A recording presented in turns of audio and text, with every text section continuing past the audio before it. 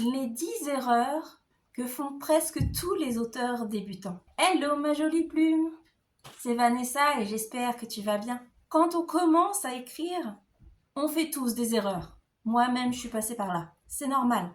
Personne ne naît en sachant construire une intrigue, créer des personnages crédibles ou maintenir l'attention dans un roman. Mais certaines erreurs sont tellement fréquentes qu'elles ralentissent énormément la progression des auteurs. Alors, dans cette vidéo, je vais te partager 10 erreurs que font presque tous les écrivains au début. Et surtout, je vais t'apprendre à les éviter. Si tu écris déjà un roman ou tu rêves d'en écrire un, cette vidéo peut vraiment t'aider, je pense. Erreur numéro 1. Attendre l'inspiration parfaite. Beaucoup d'auteurs pensent qu'il faut attendre le bon moment pour écrire. Le moment où l'inspiration est forte, tes idées sont claires et tout te semble fluide. Le problème, c'est que ce moment n'arrive pas très souvent.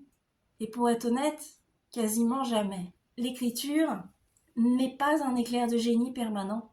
C'est une pratique. Les auteurs qui avancent ne sont pas les auteurs qui sont le plus inspirés. Ce sont ceux qui écrivent, même quand l'inspiration est moyenne, voire nulle. J'ai traité ce sujet en détail dans une vidéo sur ma chaîne. Je te mets le lien en description si tu veux la découvrir. Erreur numéro 2. Vouloir que le premier jet soit parfait. C'est une erreur très répandue. On écrit une phrase, puis on la corrige instantanément. Je plaide coupable. Puis on la réécrit encore. Résultat, on avance très peu. Le premier jet n'est pas censé être parfait. Il sert à poser l'histoire. En gros, si tu prends une maison, ce sont ses fondations. La qualité vient surtout lors de la réécriture. Pour plus de détails, je t'invite à regarder la vidéo que j'ai faite sur ce point. Tu la trouveras dans la description. Erreur numéro 3. Trop expliquer au lieu de montrer. C'est un réflexe naturel au début. Par exemple, au lieu d'écrire « Elle était très en colère », on peut montrer la colère. Sa voix qui tremble, les gestes brusques ou même le silence qu'elle impose. Les émotions deviennent plus puissantes quand le lecteur les ressent, plutôt que lorsqu'on les explique. Erreur numéro 4. Créer des personnages trop parfaits. Les personnages parfaits sont souvent, disons-le, plutôt ennuyeux. Parce qu'ils ne font pas d'erreur, parce qu'ils réussissent toujours, ou parce qu'ils n'ont pas de contradiction. Ah, ce qui rend un personnage intéressant, c'est souvent ses failles, ses doutes, et justement ses contradictions.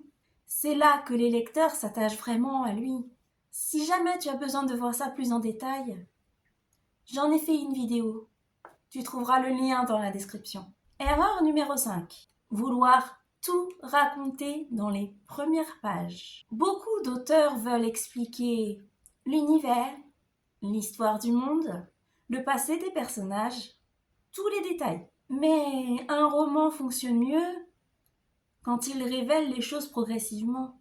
La curiosité du lecteur est un moteur très puissant. Si jusque-là cette vidéo t'est utile, n'hésite pas à mettre un pouce en l'air. Ça soutient grandement la chaîne.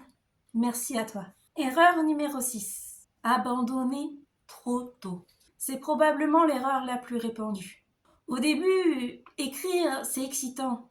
Mais au bout de quelques chapitres, le doute apparaît, l'histoire devient plus difficile et la motivation diminue. Et beaucoup d'auteurs s'arrêtent là. Pourtant, presque tous les romans passent par cette phase. Ce n'est pas un signe d'échec, c'est une étape normale. Si ce sujet t'intéresse, j'en ai fait une vidéo complète et je te mets le lien dans la description. Erreur numéro 7. Comparer son brouillon à des romans publiés. Quand on lit un livre en librairie, on lit une version finale.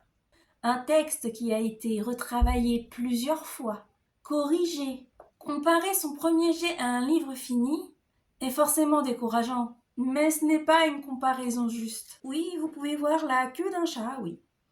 C'est pas un rêve. Erreur numéro 8. Ignorer la structure de l'histoire. Certains auteurs pensent que la structure limite leur créativité. En réalité, la structure aide le lecteur à rester engagé. Et pour toi, c'est une sorte de cadre qui t'aide à ne pas te disperser. Même dans les romans très libres, il y a souvent un objectif, des obstacles à dépasser, une évolution du personnage.